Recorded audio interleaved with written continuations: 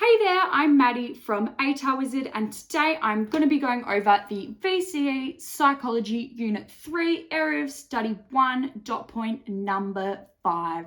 Now, this dot point states the explanatory power of Hans-Selye's general adaptation syndrome as a biological model of stress, including the alarm reaction, resistance, and exhaustion stages. So I'm going to be going over this in reference to the Complete Psychology Units 3 and 4 notes package, and you can grab that via the link in the description. You can also book one-on-one tutoring with me via the link in the description, so I look forward to seeing you there.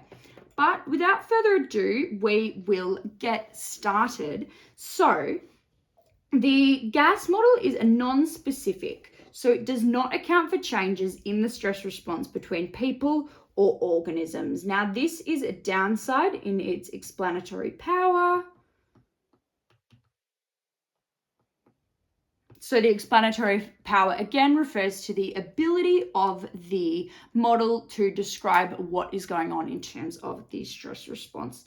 So stage 1 of the gas model is the alarm reaction. Now, it consists of the shock and the countershock stages. So in the shock stage, the body temperature lowers, blood pressure also lowers, and there is less fluid in the tissue. Then with the countershock stage, the sympathetic nervous system is activated, the person becomes highly aroused and alert, and adrenaline and cortisol are released, which is like preparing to fight the stressor. Then we've got stage 2, which is the resistance stage. So the person attempts to fight off the stressor, which again comes from this adrenaline and the cortisol. Prepare for this. Then during this time, cortisol levels spike, so this increased cortisol, and non-essential bodily functions stop. Then we go on to stage 3, which is exhaustion. Now, during exhaustion, the person is no longer able to continue resisting the stressor. Because of this, they begin to experience long-term health problems associated with the negative impacts of prolonged high level of cortisol. Now, these long-term health problems are going to look like cardiac problems, because this cortisol is really not good for the heart. It could look like mental health problems, which we look at in Unit 4, we look at these mental health problems. So it's just these long-term health issues can come from this. Now, with the explanatory power, this describes the physiological response to stress. The gas model effectively describes the physiological response to stress, including the long-term impact. However, it doesn't account for the differences in psychological response to a stressor. So one person might psychologically respond to one thing differently than another. For example, when some people get really stressed, they might sweat a lot, whereas another person might not do this, and the gas model does not account for these individual differences.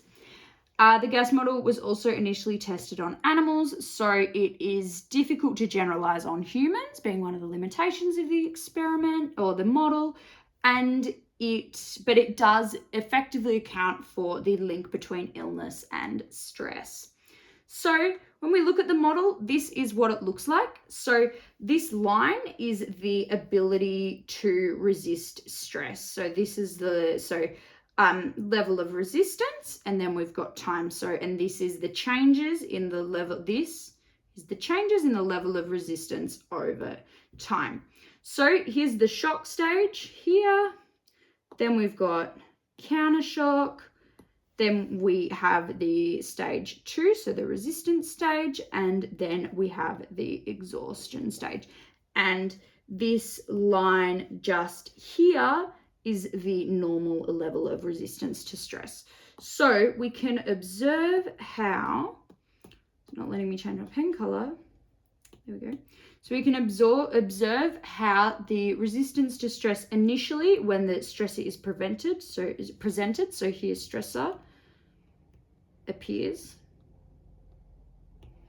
And you can see how the level of resistance immediately drops in the shock stage. Then it increases as cortisol and adrenaline are released. Then it is quite high during the resistance stage, and then it begins to drop off as these high levels of cortisol impact the person's ability to function, because it's not good for you. Then by the time we get to stage 3, it is all the way down there. So during this stage 3, during the exhaustion phase, it can be identified because you've been stressed for a significant amount of time.